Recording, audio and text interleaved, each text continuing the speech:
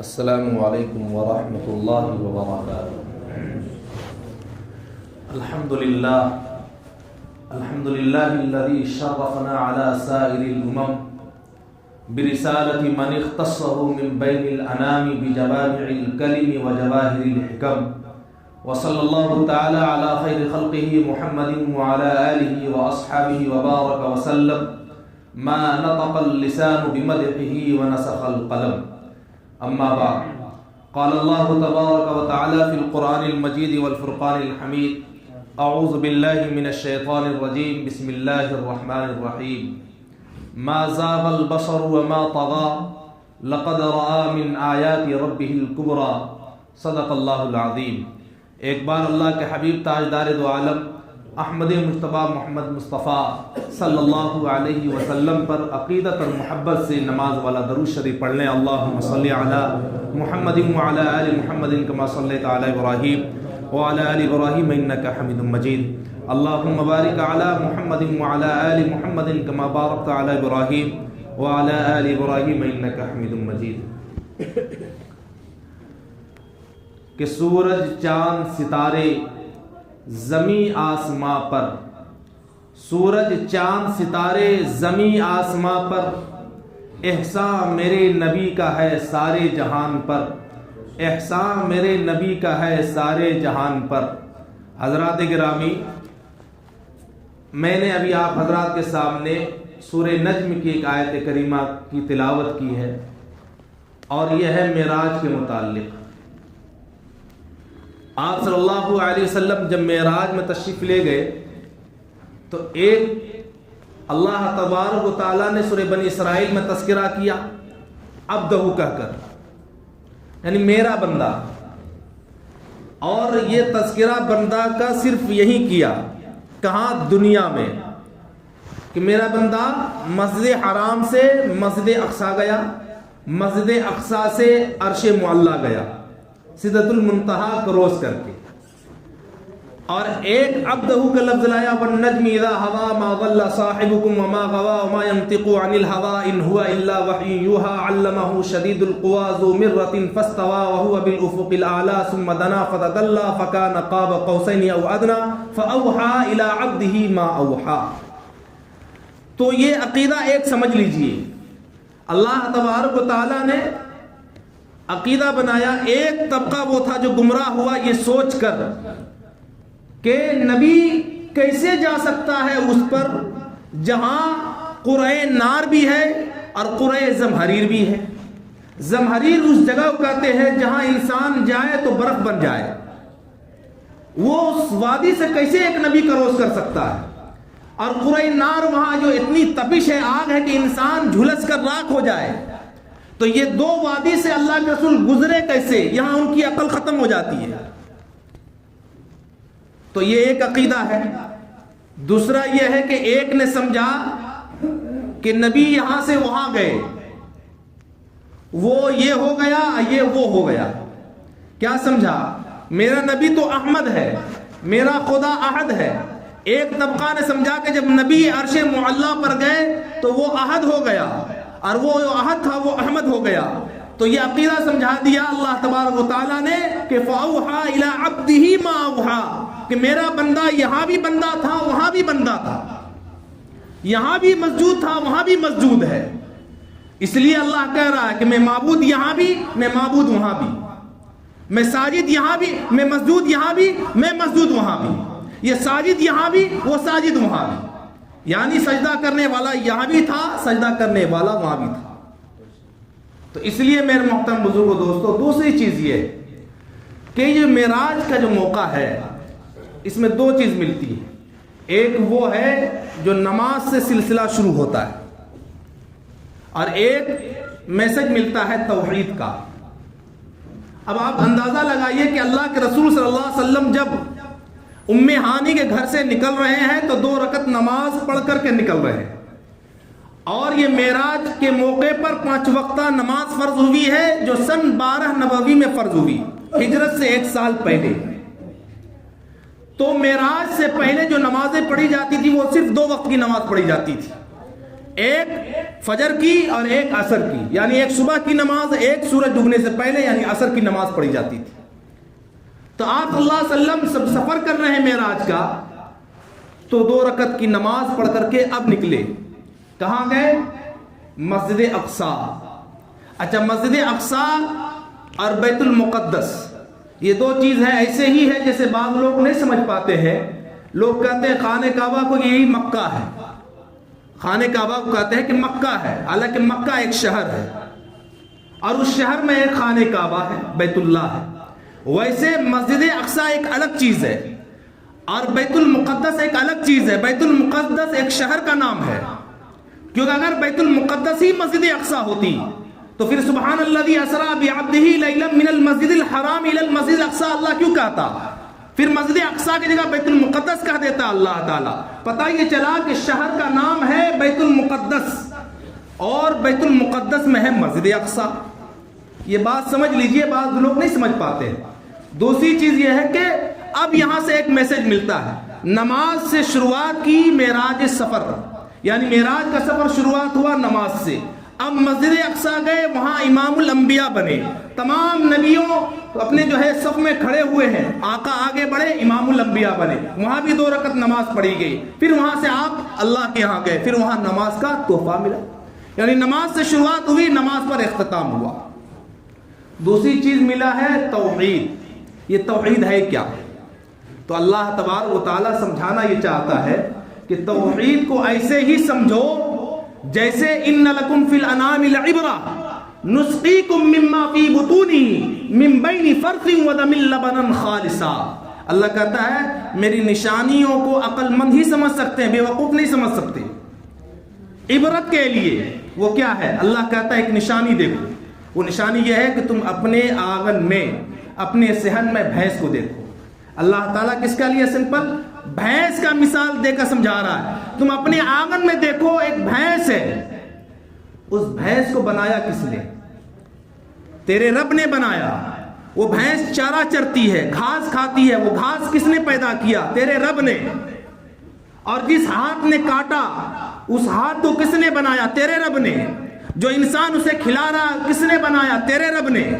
تو اللہ کہتا ہے کہ ان لکم فی الانعام لعبرہ نسقیکم مما فی بطونہ من بین فرث ودم لبنا خالصا، کہ بھینس چارہ چرتی ہے، پانی پیتی ہے، پانی بھی میں نے بنایا، چارہ بھی میں نے بنایا۔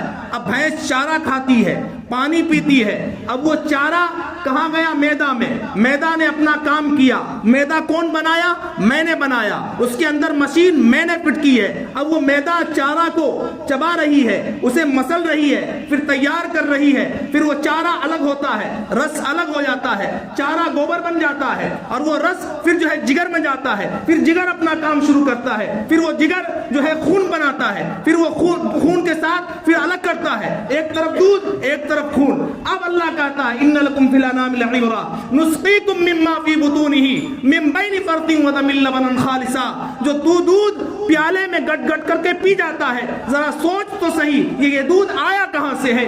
تھوڑا غور کر، تیرے لیے عبرت یہ ہے کہ میں نے دودھ تجھے خالص کر کے دیا۔ اگر اس دودھ کے اندر گوبر کی بدبو آ جاتی تو دودھ نہیں پیتا، اگر خون کی سرخی آ جاتی تو تو دودھ نہیں پیتا، اگر بھینس کی رنگت آ جاتی تو تو دودھ نہیں پیتا۔ میں نے تجھے بنایا ہے، بڑا حساس بنایا ہے، بڑا لطیف بنایا ہے۔ میں جانتا ہوں اپنے بندے کے حساس مزاج کو، اگر ذرا بھی بدبو آتی تو تو دودھ نہیں پیتا۔ ان لکم فی الانعام لعبرہ نسقیکم مما فی بطونہ من بین فرث ودم لبنا خالصا۔ میں نے جیسے دودھ تجھے خالص دیا ہے ویسے میری عبادت تو بھی خالص کر۔ اللہ اکبر۔ اللہ کہہ رہا جیسے دودھ میں نے تجھے خالص دیا ویسے مجھے سجدہ خالص کر، میری عبادت خالص کر۔ کیوں کہہ رہا؟ اس پیشانی کو قبر پر نہیں جھکانا، در در نہ جھکانا، کیونکہ یہ پیشانی صرف میری بارگاہ میں جھکے گی۔ اس پیشانی کو اگر قبر پر جھکائے گا تو یہ شرک ہوگا۔ مجھ سے مانگ، میں تجھے عطا کروں گا۔ اگر اس پیشانی کو در در کی جو ہے تو زینت بنائے گا، ٹھوکریں لگیں گی، پھر یاد رکھنا تیری عبادت ضائع، تیرا اعمال ضائع، تیری نیکیاں ضائع، ساری چیزیں برباد ہو جائیں گی، کیونکہ میں سجدہ اسی کو قبول کروں گا جو خالص ہوگا۔ اس لیے میرے محترم بزرگوں دوستو، اب آئیے اللہ کے رسول صلی اللہ علیہ وسلم کہاں گئے؟ معراج میں۔ اب اندازہ لگائیے یہاں پر ایک عقیدہ سمجھیے کہ جب مسجد اقصیٰ سے اللہ کے رسول صلی اللہ علیہ وسلم پہلے آسمان پر گئے تو وہاں ملاقات ہوتی ہے حضرت آدم علیہ السلام سے. دوسرے آسمان سے گزرے تو وہاں ملاقات ہوتی ہے حضرت عیسیٰ علیہ السلام سے اور حضرت یحییٰ علیہ السلام سے. تیسرے آسمان پر ملاقات ہوتی ہے حضرت یوسف علیہ السلام سے. چوتھے آسمان پر ملاقات ہوتی ہے حضرت ادریس علیہ السلام سے. پانچویں آسمان پر ملاقات ہوتی ہے حضرت ہارون علیہ السلام سے. چھٹے آسمان پر ملاقات ہوتی ہے حضرت موسیٰ علیہ السلام سے. ساتویں آسمان پر ملاقات ہوتی ہے حضرت ابراہیم علیہ السلام سے. پتہ یہ چلا کہ جتنے نبی تھے ان کی رسائی صرف 7ویں آسمان تک ہے، اس سے آگے نہیں. یہ عقیدہ بنایا کہ نبی کہاں جا رہا ہے جو تمام نبیوں کے امام ہے. انبیاء پہلے بھی آئے مگر ان کی رسائی صرف 7ویں آسمان تک. اب آقا صلی اللہ علیہ وسلم آگے بڑھتے ہیں، حضرت جبرائیل ساتھ میں. اب اندازہ لگائیے جب کوئی ایک آدمی آگے کا جانکاری رکھتا ہو اور وہ رفیق سفر ہو، سفر میں ہوتی ہے، آدمی کو اطمینان ہوتا ہے کہ چلو بھائی سفر کے تمام چیزوں کے بارے میں وہ جانتا ہے، راستوں کے بارے میں جانتا ہے کیونکہ ان کا آنا جانا لگا رہتا ہے. تو جب سدرہ پہنچے، سدرہ پہنچ کر حضرت جبرائیل نے کہا اے اللہ کے رسول اب میری انتہا یہیں تک ہے، اب میں آگے نہیں گزر سکتا. اللہ کے رسول نے کہا کہ تمام سفر میں تم ساتھ تھے، آگے کیا ہو گیا؟ حضرت جبرائیل ہاتھ باندھ کر کہتے ہیں کہ اگر یکسر موئے برتر فرم فروغ تجلا بسوزت پرم، کہ اگر بال کے برابر بھی میں اس سدرہ کو کروس کر جاؤں گا، بڑھ جاؤں گا، رب کی تجلی مجھے جلا کر خاک کر دے گی. تو یہاں پر ایک عقیدہ بنتا ہے کہ جہاں نوریوں کے سردار کی انتہا ہوتی ہے وہاں ہمارے اور آپ کے نبی کی شان کی ابتدا ہوتی ہے. اسی لیے پھر آگے بڑھتے ہیں اللہ کے رسول. جب وہاں پہنچتے ہیں اللہ تبارک و تعالیٰ فرماتے ہیں میرے نبی جب کوئی مہمان میزبان کے گھر جاتا ہے تو کچھ تحفہ لے کر کے آتا ہے، میرے محبوب میرے لیے کیا تحفہ لے کر آئے؟ اللہ کے رسول نے فرمایا اے اللہ تحفہ کیا لے کر آؤں جس کے خزانے میں کسی چیز کی کمی نہ ہو. اللہ تیرے خزانے میں کس چیز کی کمی ہے؟ مگر ہاں اے اللہ میں وہ چیز لے کر آیا ہوں جو تیرے خزانے میں نہیں. بہت بڑی بات کہہ دی، تیرے خزانے میں وہ چیز نہیں ہے جو میں لے کر کے آیا ہوں. اللہ نے کہا کیا لے کر کے آئے؟ اللہ کے حبیب کہتے ہیں التحیات للہ والصلوات للہ والطیبات للہ. اللہ مالی عبادت تیرے لیے، قولی عبادت تیرے لیے، بدنی عبادت تیرے لیے. پھر مجھے کہنے دیجئے اے اللہ سب کچھ تیرے لیے. بدر میں جاؤں تیرے لیے، احد میں جاؤں تیرے لیے، تبوک میں جاؤں تیرے لیے، جو ہے غزوہ میں شریک ہوں تیرے لیے، خندق کھودوں تیرے لیے، مکہ چھوڑوں تیرے لیے، غار حرا میں جاؤں تیرے لیے، وطن سے نکالا جاؤں تیرے لیے، ہجرت کروں تیرے لیے، براق پر سوار ہو کر آیا تیرے لیے، ہجرت بھی کروں گا تیرے لیے. اللہ اکبر. اب آگے کہتے ہیں اللہ تبارک و تعالی جو ہم لوگ نماز میں پڑھتے ہیں کیا کہتے ہیں؟ السلام علیکہ ایھا النبی ورحمۃ اللہ وبرکاتہ. جو ہم لوگ التحیات میں جو پڑھتے ہیں نماز کے اندر یہی ہے اصل میڈ ان اللہ، یا یوں کہیے میڈ ان مدینہ. جو ہم لوگ پڑھتے ہیں جو اللہ نے اپنے نبی کو کہا تھا السلام علیکہ ایھا النبی ورحمۃ اللہ وبرکاتہ، یہ رب کا سلام کیا ہوا اپنے نبی پر. سلامتی ہو میرے نبی آپ پر اور میری رحمتیں ہوں آپ پر، میری برکتیں ہوں آپ پر. کون کہہ رہا؟ اللہ تبارک و تعالی. اب اس کا جواب تو یہ ہوتا السلام علیہ، ہاں اللہ تیرا سلام مجھ پر ہو. مگر اللہ کے نبی نے السلام علیہ نہیں کہا بلکہ جواب میں کہا ہاں السلام علینا، ہاں اللہ تیرا سلام مجھ پر بھی ہو اور میری گناہگار امت پر بھی ہو. اب اندازہ لگائیے وہاں پہنچ کر اپنی گناہگار امت کو تو نہیں بھولا. اور آپ ایک مثال دے کر میں آپ کو سمجھاؤں کہ اگر دنیا کا کوئی ایسا آدمی جو آفیسر سے ملتا ہو، تعلقات ہو، کسی منتری سے ہو، اس کے لیے آپ نے نمازیں چھوڑ دی, آپ نے رشتہ داروں کو چھوڑ دیا, ان کو جتانے کے لیے سب کچھ کر دیا, قربانی دے دیا. جب اب ان سے کام لینے کی باری آئی کہ میرا میٹر کا مسئلہ ہے, پانی جو ہے سپلائی پانی کا مسئلہ ہے, یا کوئی ایسا سرکاری کام ہے جو ان سے لینا چاہتے ہیں, ان کو دے دیں, وہ آفس میں جا کر آپ کو بھول جائے گا. وہ پہلے اپنا دیکھے گا, آپ کو بعد میں دیکھے گا کہ دیکھا کہ نہیں وہ مسئلہ نہیں ہے, مگر وہ ترجیح پہلے اپنے آپ کو دے گا, آپ کو نہیں دے گا. میرا نبی عرش معلیٰ پر رب کی بارگاہ میں ہے, پھر بھی اپنی امت کو نہیں بھولنا. السلام علینا کہہ کر کے, وعلی عباد اللہ الصالحین, نیکوں کو الگ کر کے کہا ہاں اللہ سلام آپ کا مجھ پر تو ہو ہی, اے اللہ تیرا سلام میری گناہگار امت پر بھی ہو, وعلی عباد اللہ الصالحین, اور نیک لوگوں پر بھی. اب آئیے, جو سب کچھ ہو گیا, اب تحفہ دینے کی باری آئی. وہ تحفہ تھا 3, ایک تھا نماز, ایک تھا سورہ بقرہ کی آخری آیت, اور ایک تھا ہر اس شخص کی گناہوں کی معافی جو شرک نہ کیا. ایسے شخص کی گناہ کی معافی اللہ کہہ رہا ہے کہ جو شرک اپنی زندگی میں نہ کرے, اس کے گناہ کو ہم معاف کر دیں گے. یہ 3 تحفہ تھا. جب یہ تحفہ لے کر چلے ہیں تو راستے میں موسیٰ سے ملاقات ہوتی ہے. موسیٰ نے کہا اے اللہ کے حبیب, اللہ کے ہاں تو ملاقات آپ نے کر لی, تحفہ میں کیا ملا؟ تو اللہ کے رسول فرمایا کہ نماز, 50 وقت کی نماز, اور سورہ بقرہ کی آخری آیات, اور اس کے بعد ہر اس شخص کی مغفرت میری امت میں جو شرک نہ کیا ہو. تو موسیٰ علیہ السلام نے کہا تو 2 تو ٹھیک ہے, مگر یہ 50 وقت کی نماز, اے اللہ کے حبیب تخفیف کرائیے, ترمیم کرائیے.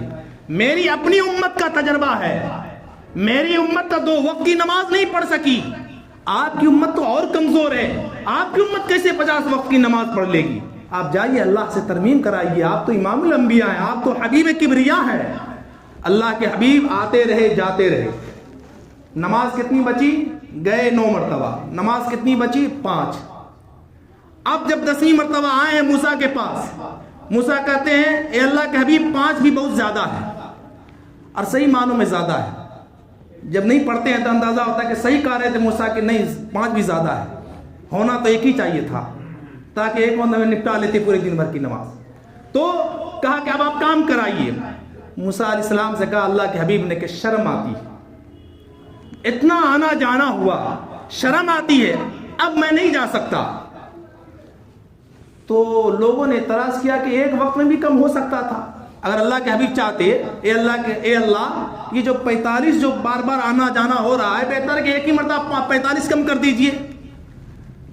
تو اللہ تبارک و تعالیٰ موسیٰ کو دکھلانا چاہ رہے تھے کہ میری تجلی کو کوہ طور پر تو برداشت نہیں کر سکا, میرا محبوب 9 مرتبہ آ رہا ہے, اب جا رہا ہے, میری تجلی کا مشاہدہ کر رہا ہے. اسی کو شاعر نے نقل کیا کہ اے موسیٰ نہ تو دیکھے, اے موسیٰ نہ چشمے انبیاء دیکھے, اے موسیٰ نہ تو دیکھے نہ چشمے انبیاء دیکھے, مجھے دیکھے تو اے موسیٰ نگاہ مصطفیٰ دیکھے.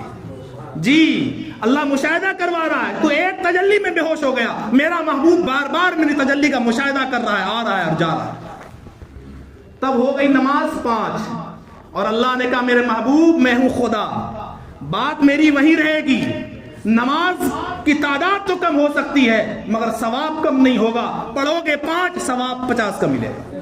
اللہ اکبر. اللہ نے کہا کہ میرا وعدہ ہے, تعداد تو کم ہو سکتا ہے مگر ثواب میں کمی نہیں ہو سکتی. اب آئیے اس راستے میں جو چیز دکھائی گئی جس کو اللہ تبارک و تعالیٰ نے کہا انا ارسلنا کا شاہدہ, ایک ہوتی ہے گواہی دیکھ کر دینا. جتنے نبی آئے انہوں نے خدا کے جنت کو اور جہنم کو اور ان کے تمام نظارات کو نہیں دیکھے, اللہ کے حبیب کو دکھوایا کہ کن کو کس چیز کی سزائیں ہو رہی ہے. اس ساری تفصیل میں اگر میں جاؤں تو اس کے لیے بھی وقت چاہیے, میں اس میں نہیں جانا چاہتا. ساری چیزوں کو اللہ نے دکھا دیا, بس اس کا ایک مثال یہ ہے کہ اللہ کے حبیب کو جنت بھی دکھا دیا گیا اور جہنم بھی دکھا دیا گیا, تاکہ امت جب سوال کرے کیا جنت ہے یا نہیں ہے, دوزخ ہے یا نہیں ہے, تو میرا محبوب جب گواہی دے انا ارسلنا کا شاہدہ, میرا محبوب تو گواہ رہنا, جنت بھی ہے دوزخ بھی ہے. جب میرا محبوب کہہ دیا اس پر ہمارا ایمان لانا فرض ہے. تو اس لیے جب آئے, جب مکہ پہنچے ہیں تو جیسے ہم آپ ہوتے ہیں کہ سفر کرتے ہیں، کہتے ہیں بھائی میں وہاں گیا تھا، میں وہاں گیا تھا، دوستوں میں شیئر کرتے ہیں. اللہ کے حبیب نے بھی کہا کہ میں گیا تھا راتوں رات مسجد اقصیٰ سے فلاں جگہ سے گزرتا چلا گیا. تو کچھ لوگوں نے مذاق اڑایا کہ بھائی ایسا ہو سکتا ہے کیا؟ کنڈی بھی ہل رہی ہو، وضو کا پانی بھی جاری ہو، بستر بھی گرم ہو. تو ایک نے کہا کہ ہو سکتا ہے خواب دیکھا ہوگا، روحانی ہوا ہوگا. اور بعض نے کہا کہ نعوذ باللہ یہ جھوٹ بول رہے ہیں. تو اب مذاق اڑانے کے لیے کیا کیا؟ ابو بکر کے پاس گئے. کیا کہا؟ ابو بکر یہ بتا، کوئی اگر شخص کہے کہ میں مسجد اقصیٰ گیا، فلسطین گیا، پھر وہاں سے جنت اور دوزخ کی سیر کیا، پھر اللہ سے ملاقات کیا، ایسا ہو سکتا ہے کیا؟ ابو بکر نے کہا نہیں، اب کوئی کہتا ہے تو پاگل ہے. تو کفار خوش ہو گئے، چلو کم سے کم اس کے دوست کو تو بھٹکا سکتے ہیں، کم سے کم ابو بکر کے دل و دماغ کو تو بھٹکا دیں. تو ابو بکر نے کہا کہ کہا کس نے؟ کہا کہ تیرے یار نے، محمد نے کہا. کہ محمد نے کہا؟ اگر محمد نے کہا ہے تو 100% یقین کے ساتھ کہہ سکتا ہوں کہ میرے نبی کو معراج ہو گئی. اور اسی وقت ابو بکر کا لقب صدیق لگا کہ میرا جو یار ہے، میرا جو دوست ہے وہ صدیق ہے، تصدیق کرنے والا ہے، آنکھوں سے نہیں دیکھا، ایمان بالغیب ہے. تو کچھ لوگوں نے کہا اچھا یہ بتائیے مسجد اقصیٰ گئے تو کتنے دروازے تھے، کھڑکیاں کتنی تھی؟ اب اندازہ لگائیے ہم اور آپ اگر جامع مسجد دلی جائیں، خانہ کعبہ جائے تو وہاں ہم در و دیوار گنے یا پنکھا گنے یا دروازہ گنے؟ اس نیت سے تو گئے نہیں. اللہ کے حبیب مسجد اقصیٰ گئے تو در و دیوار گننے کے لیے، دروازہ گننے کے لیے تو جانا نہیں ہوا تھا. تو ابو جہل نے کہا کہ کیا تھا وہاں؟ اب اللہ کے حبیب پسو پیش میں کہ یہ تو گنا ہی نہیں، مقصد یہ نہیں تھا. اللہ تبارک و تعالیٰ نے اپنی قدرت سے میرے محبوب کے سامنے وہ سارا منظر رکھ دیا جو یہ پوچھتے گئے، اللہ کے رسول جواب دیتے چلے گئے، کیونکہ انہیں زیر کرنا تھا، کہیں باطل سر نہ اٹھا لے کہ یہ جو ہے جھوٹ بول رہے ہیں. اللہ تبارک و تعالیٰ نے قدم قدم پر رہنمائی کی. اب آئیے ایک میسج دینا، وہ یہ ہے کہ معراج کے موقع پر توحید اور نماز اسی کو پکڑنا ہے. اگر آج ہماری ذلت رسوائی ہے، پتہ یہ چلتا ہے کہ ہم نے دامن مصطفیٰ کو چھوڑ دیا. دامن مصطفیٰ کو چھوڑنے کی وجہ کر آج پوری دنیا میں ذلیل اور رسوا لوگ ہو رہے ہیں. ضرورت اس بات کی ہے کہ یہ میسج ہے، نماز دین کا ستون ہے. اور اللہ کے حبیب نے کہا میری معراج تو آسمان پر، تیری معراج کہاں؟ الصلاۃ معراج المؤمنین، تیری معراج نماز میں ہے. تو جب سجدے میں ہوگا تیری معراج ہو گئی.